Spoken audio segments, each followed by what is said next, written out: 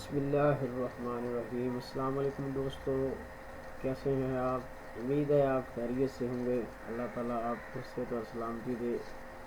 آج ایک نئے سلسلے کے ساتھ آپ کی خدمت میں حاضر ہوں، اور یہ سلسلہ ہے اعمال قرآنی۔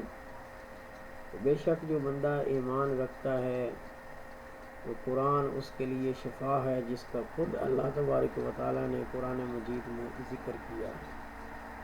تو اس سلسلے کو لے کر آپ کی خدمت میں حاضر ہوں۔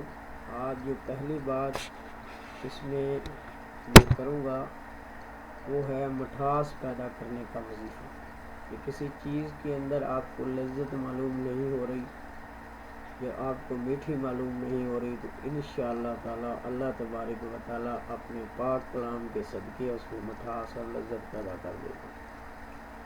تو آئیے بغیر کسی وقفہ کے اس آیہ کریمہ کی طرف چلتے ہیں۔ اعوذ باللہ من الشیطان الرجیم، بسم اللہ الرحمن الرحیم۔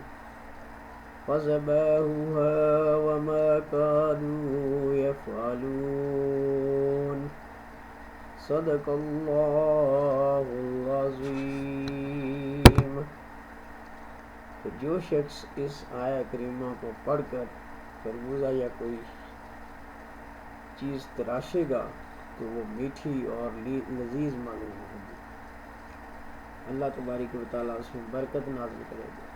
شکریہ دوستوں ویڈیو دیکھنے کا۔ امید ہے یہ سلسلہ آپ کو پسند آئے گا۔